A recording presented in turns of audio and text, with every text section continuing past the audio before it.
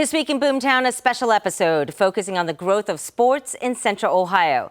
Yes, there's Ohio State football and the Columbus Crew, but we also have new sports like Major League Pickleball sweeping the region. Of course, we cannot forget NHL action on the ice. Hockey is back, baby. Let's go. Here we go, Jackets. Gotta love Stinger there. The Columbus Blue Jackets skating into their 25th season. This week, their season home opener at Nationwide Arena, bringing back an eager team and the ever so popular The Fifth Line.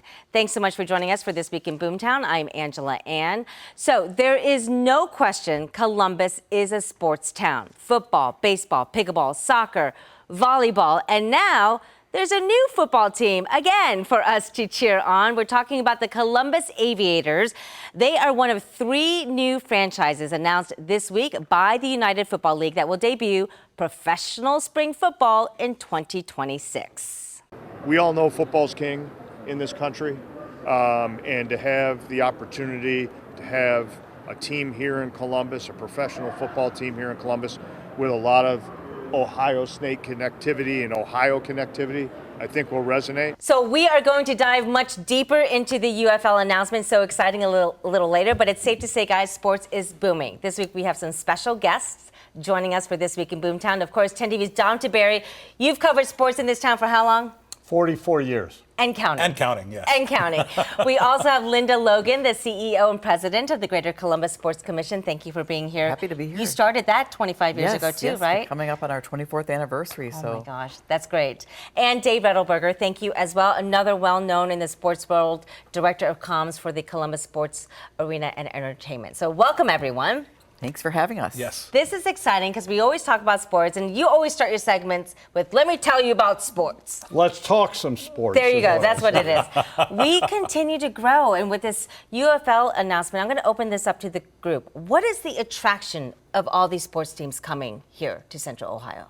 Well, for me, Columbus shows up, right? So that's the biggest thing, is that when we host events, whether it's the NHL Stadium Series or the Figure Skating Championships, Columbus shows up and they love those live events. So when they get to those events and they have that great experience, they come back again and again. So I think that's a big piece of it, is the way that the city and the community supports teams and the sporting events in Columbus. Our fans are great. What about you? And we also have some of the finest sports facilities in the country, or maybe the world. Just think about whether it's downtown on Nationwide Boulevard, even our convention center, and then what we see on campus. There's just so many things. We have historic Crew Stadium that will be the home of the Aviators. So that's another, we're centrally located, so in the country too. So those things all add up and make something special happening here in Columbus. And it makes sense. And Dom, what do you think? Well, the other thing is you got to realize that Columbus has always been a great test market. Yeah, for sure. And so if a food product works in Columbus, it works anywhere around the country. And so, you know, folks know that. They also know that this is a boom town. We are growing by leaps and bounds. And, you know, sports, you look at the Buckeyes, you look at what the Blue Jackets have, you look at the way the Crew has developed, and everybody's trying to catch the magic. It is the entertainment business, Yes. which I tell folks. And, you know, you're all competing for that. There's no difference between, when you want to say it, between the Crew and the movie theater. They're all going after that expendable dollar. And the good thing is that expendable dollar seems to be growing in Columbus right now. And with the Jackets, their season opener coming up here, we want that Stanley Cup. We keep talking about it. We want it in Columbus. No doubt.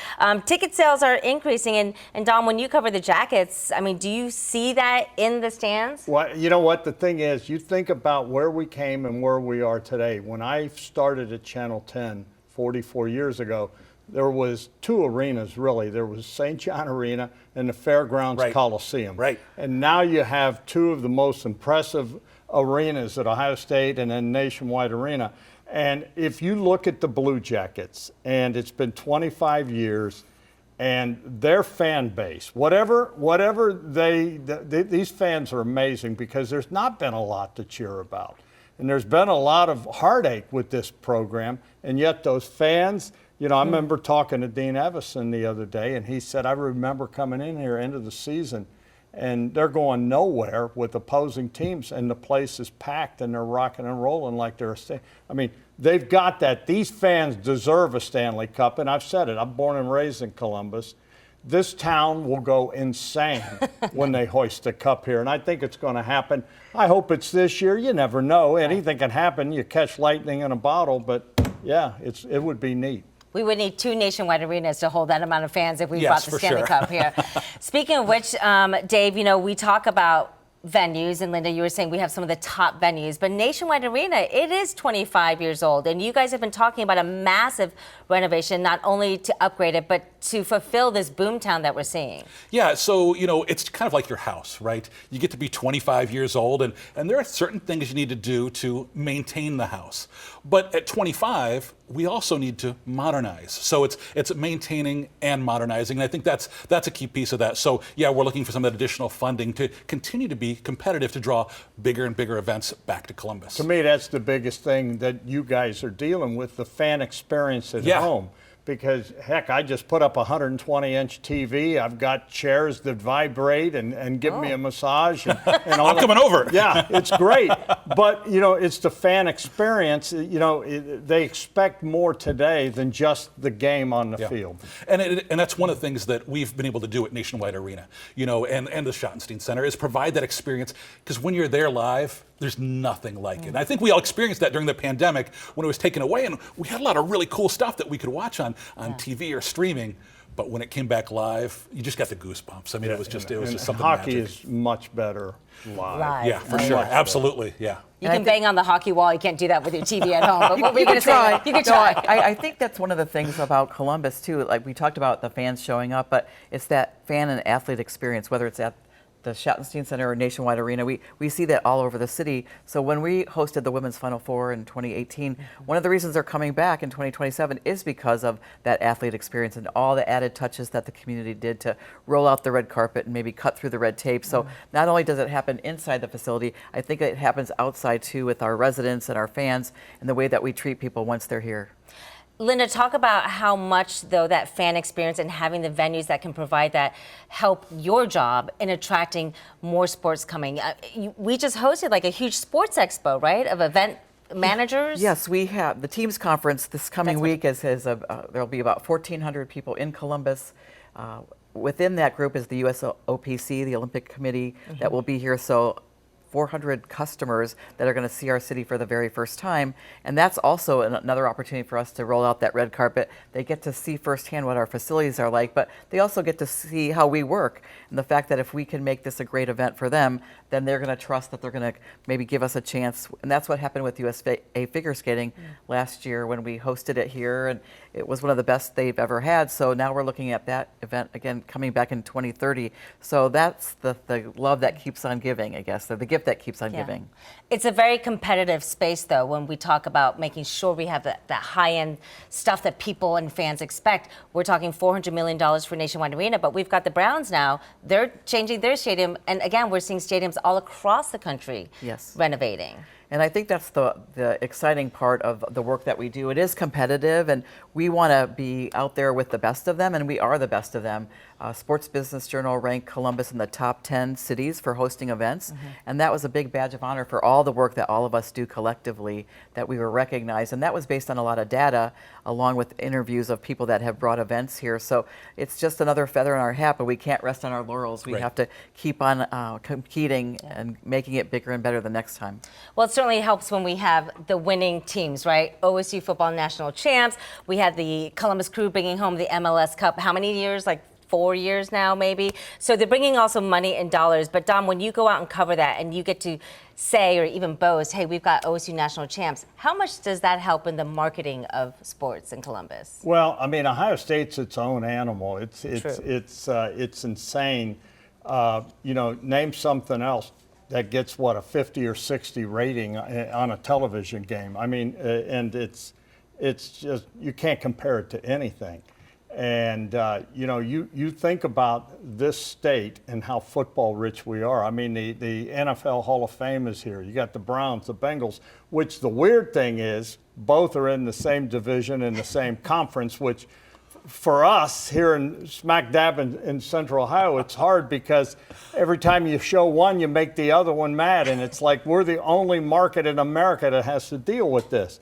I do think, you mentioned the stadium they're building in Cleveland. To me, it's insane that we're such a football-rich state and we didn't have a dome. And I know this is sacrilege to talk about, but Ohio Stadium's not getting any younger, and they're going to have decisions to make down the road. And does there come a day where we have a dome in Columbus? Because in the world of of NIL and where you're heading with that, and in the world of, hey, we want the Super Bowl in Ohio and all those things, that's where it's heading. And you guys, know that business better than me. But the fact if Cleveland Browns get a stadium, which they are, and it's going to be domed, now you can play the Big Ten championship up there. Now you can play, the college football playoff games up there. Now you can have a Super Bowl in Ohio. What do you think, Dave? You mentioned earlier, it's all about enhancing the guest experience, and that's such an important piece of this, because whether they're coming to their 10th Blue Jackets game of the year, or maybe they're visiting for the first time for something, they've got to have that great experience to come back. And so much of the modernization that we've done we're looking to do at Nationwide Arena, what we've done recently at Ohio Stadium in the Shot, is to enhance that guest experience, to get people in the door and to their seat in the easiest way possible. And then also, when you want to pop out and grab that popcorn, soda, or beer, that you can get out and get back to your seat and back to the action as quick as possible. And that's something we're always looking at. But Don wants a dome. He We're wants a going to have to dome. talk about that. I don't want a dome. I'm just saying it makes sense for does, down the it road. does. I mean, it's coming to Ohio. Yeah. I don't know, there's nothing It is, like a yeah. cold Ohio State-Michigan game in November. There's something special about that. Well, they did try that in the shoe. There is another Columbus sports team that is hoisting a trophy this year. We're talking about, of course, the Columbus Sliders. So a little later, we'll talk about the 2025 championship win and how the boom of pickleball is bringing an even larger boom to neighborhoods all around Columbus. But in just a minute, we're going to talk about the boom of women's sports, how Columbus is shaping up to be a real leader in this space as well.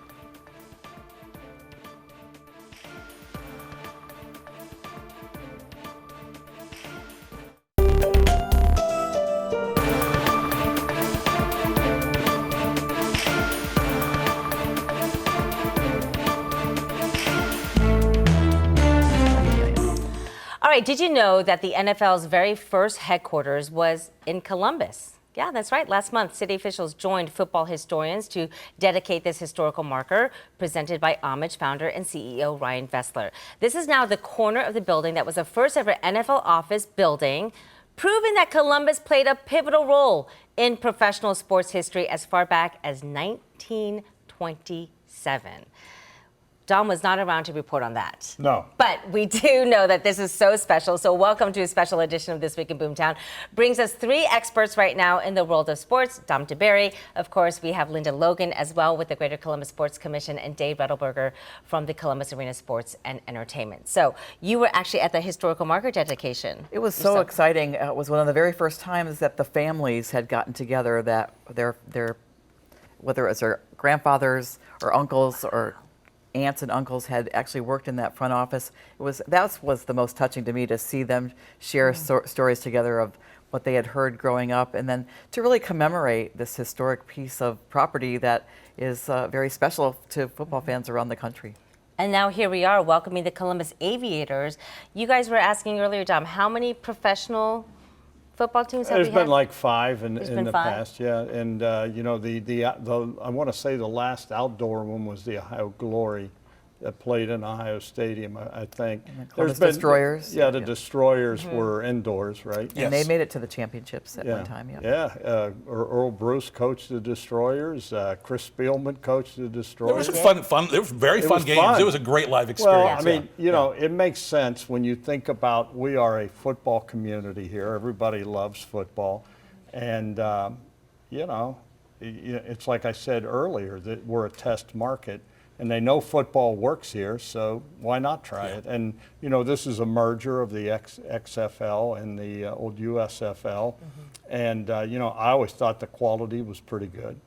But, you got the right now, if you look at where football is in the United States, and you look at what TV's highest ratings are, linear TV. It's the NFL and college football, and it's huge. It is. And when you drive around Columbus on a Friday night, and the crowds that because I have High school high school football. kids, High right? school So kids, so yeah. we're at those high school football games on Friday nights, and you see the stands are just absolutely packed, and the passion, and again, it's football on different levels, but there's just a genuine love for football. And you're absolutely right. It's like all these small communities. I mean, I don't care, all these towns, Lancaster, Chillicothe, they all rally around their high school football teams. And it's really cool. And, we love doing it. We do 1st and 10. We cover 10 games every Friday night. And it's cool because you're out there with the folks and they love it. And nothing against any of the other sports, but football's just kind of it in this state. Which brings me to this question of, it's such a big thing here in Central Ohio. Moffrey Stadium, I call it Moffrey Stadium. It's Historic Crew Stadium. Back in the day, we remember it as Moffrey. But the goal is to get butts and seats, right? And so with football being so popular, what is the strategy, do you think, Linda or Dave, to get people to go there and watch the Aviators in the spring? It'll be interesting to see their roster of how many homegrown talent will be on the team or former Buckeyes. I think that's always a big draw. And it sounds like they really have a very key marketing plan to make this happen. When you talk about Columbus as a boomtown for sports, one of the big reasons is the partnerships and the way that the community embraces the different teams. And when we work with the Sports Commission on an event, we're day zero partners. So before the public's even heard a whisper of it, we've already been working for months and sometimes years on a plan to have things come together. And so for them to succeed, they're going to really need to embrace the community and find those football fans and kind of build that passion, which Columbus has really done and has become a model for across the country. And I think one of the smart things they're doing, the region where they're going to draw their players from, I think they're going to protect Ohio State. And if they're smart, and I think they are, I would take all the Buckeyes I could, because that's going to be the best advertising you can have. Because, let's face it, high school players are good, but then they get to college and it's even. But when you get to the NFL, it is so hard and it's so limited. And the NFL in a lot of cases stand for not for long, because the average life expectancy for NFL players 2.5, 3 years tops. There's this would be a good opportunity, and I think if they got homegrown Buckeye talent out there, people will go watch them. We shall see. Speaking of new sports, we've got the UFL, but we also have Columbus Fury, the professional women's volleyball. That was so exciting when they announced that they were coming and starting a Columbus franchise 3 years ago. They're going to season 3. So what do you both expect to see in the years to come? Volleyball is really a big sport in Ohio. The Ohio Valley region of USA Volleyball has over 27,000 members. That's girls playing volleyball around the state. And we are so fortunate to have a lot of those tournaments here in Columbus. So baseline, we have some of the best volleyball players, homegrown talent already. But I think this league now is getting more mature. They're attracting more players, and we have a really good fan base. We weren't as good on the court, but we hope to see a better product on the court. But I think we were second in attendance and maybe second in sponsorship. So people are showing up. Again, it goes back to Columbus and people showing up here, and the love of the sport is continuing to grow here, and I'm excited for this new season. Yeah. Angela, you were there with me at the very first game, right, at Nationwide Arena when they had their home opener. And you saw sports fans there, large groups of young women that were at these games together, often with their teams. Yes. And these were sports fans that weren't sports fans in previous generations. So to see these young women coming with their teams to embrace the sport as the sport grows, not only in Columbus, but nationally, it's been neat to see these sports fans who may not have attended sporting events in the past. I think that's, again, part of the reason for the continued growth of women's sports in Columbus. Well, I know. And to me, it's a smart move, because you're giving the people what they want. There are so many families out there that are hopefully watching us that have daughters playing volleyball. Yes. It is such a popular sport, and it only makes sense to provide that avenue for these kids as they get older. And I think volleyball is a sport that's going to be on the grow. There's no question. Yeah, and when you go to the Cavelli Center and watch the Ohio State women's volleyball team, that's an electric atmosphere and they're a so lot of fun good. too. Yeah, Boy, they are athletic. Yeah. I mean, the Big Ten rules when it comes to women's volleyball around the country, too. Sure. So we are going to have the national championships back in Columbus in 2027, along with the women's Final Four. So 2027 is a big year for women's sports in Columbus, and again, it goes back to the fact that we kind of live that every day. So the fact that Mayor Ginther now has really put a stake in the ground, wanting us to be that city around the country that can boast to be one of the best in the country as well, has really given us a lot of momentum. I love it. And it's also building such great confidence that we're seeing in those younger generation of girls. And as they grow up, who knows, the sky's the limit, right? With Absolutely. what they can do and what they can be. Absolutely. Speaking of women's sports, we just had the App Women's Open in Columbus last weekend. And you're saying, App, what's that? Association of Pickleball Players. It's huge. Are you a dinker, Dom? I play ping pong. There you go. Close, but we're talking pickleball. How this sport has just exploded over the years, everything from tournaments to neighborhood pick-me-ups. We'll show you how the growing sport is really changing the boomtown landscape. It's here to stay, though. Pickleball's here to stay. Absolutely. I mean, the mass participation at the grassroots level, coupled with the best players in the world showcasing their talents, it's here to stay.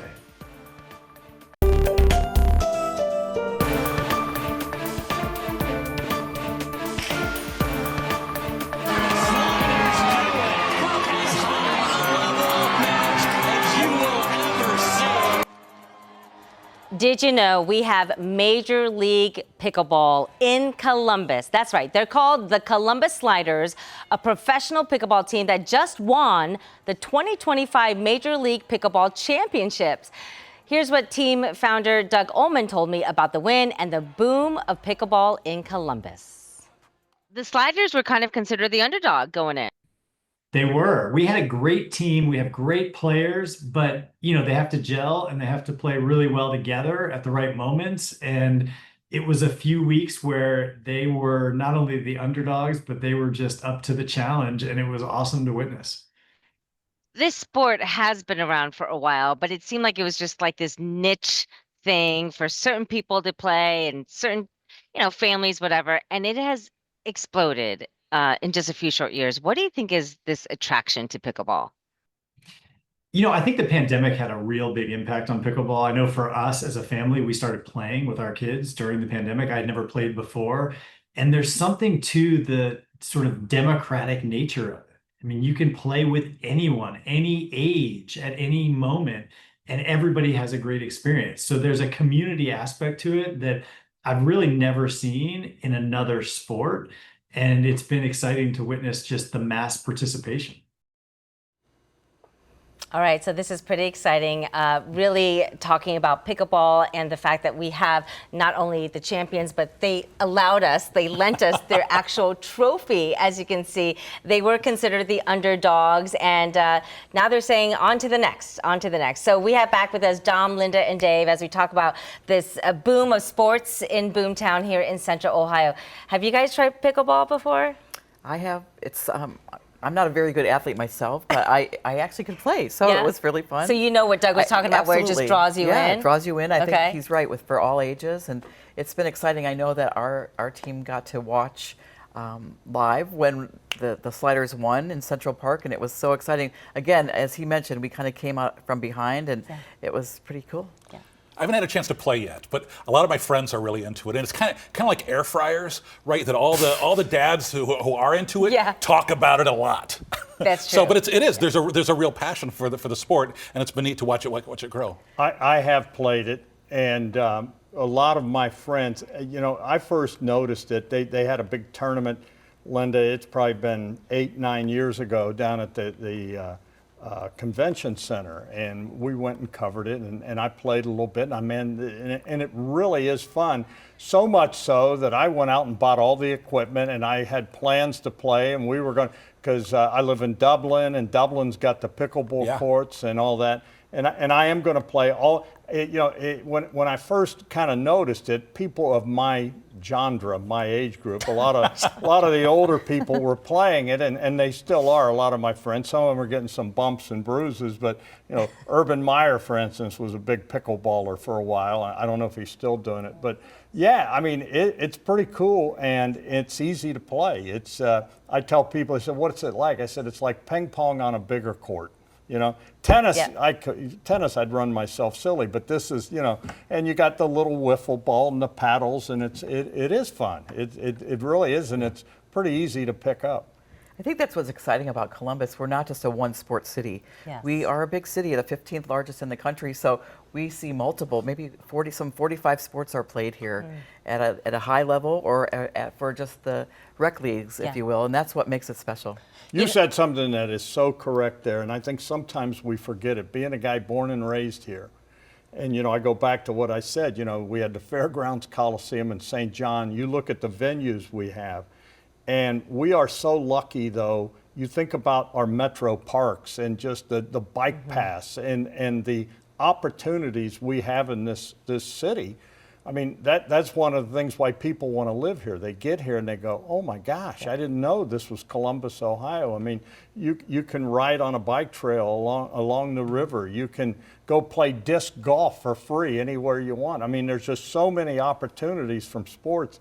In Dublin, for instance, they got tennis courts up all over, pickleball courts you can play, and and I'm a golfer. We're blessed. We got a lot of great golf courses here. But to that point, Dom, you were saying we have these beautiful parks. Many of our parks and city rec centers are turning tennis courts into pickleball courts because they know this is such a growing sport, and developers are saying we're not cool unless we make sure we have a pickleball court as part of our aesthetics that we're trying to sell to renters or buyers, right? So there's a big game changer. Yeah, game changer. And participation sports are huge, especially in our city. Think about Berliner Park. It's the largest in the country, 31 fields in one location. We sometimes say it's the largest in the world. We think it is, right? Because no one's ever claimed something different. But that's what makes it great, because we can offer something for everyone.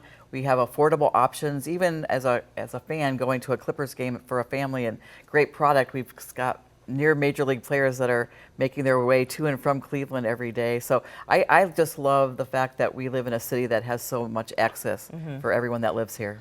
Well, Doug Ullman said that right now Pickle and Chill, which is in North Columbus, is kind of their home base for the Columbus Sliders, and there are a couple leagues out there, but they would like a venue, right? A place to call home. You're in that business, Dave. Do you see this pickleball booming so big that they could have their own venue? You guys remember 25 years ago, before the Blue Jackets in Nationwide Arena existed, people said, is Columbus a hockey town? Yeah, the Chill was here, right? But on a much smaller scale. And look where that has grown 25 years later. Yeah. So here we are at the beginning of this, and we'll definitely see if there's some space. There's definitely space for it here in Columbus, and we just built a new lacrosse field for Ohio State, and of course we just had the field hockey kind of field all redesigned there along Lane Avenue, which is really neat to see the sports and the new venues that are growing. So yeah, I think pickleball does have a place. Kind of goes back to what we said earlier, though. It's the entertainment dollar. The people will decide what they want. The Field of Dreams, build it and they will come. Well, maybe, or you get the interest and then you build it. The people don't want to watch it beyond playing it. Yeah, for sure. Somebody once said, do you build your church for Easter Sunday or do you build it for the rest of the year? That remains to be seen, I guess, right? Well said. I want to thank Dave and Linda and Dom, of course, coming on and talking. This is such a great topic, and it's just going to keep booming from here. So thank you all so much. If you have any questions related to Central Ohio's growth, we want to hear from you. Just text us, 614-460-3345. If you're watching us on YouTube, be sure to like and subscribe, share it with your friends. You can also drop your questions right there in the comments section as well. Thanks again for watching this special edition of This Week in Boomtown. I'm Angela Ann. And we'll see you again next week.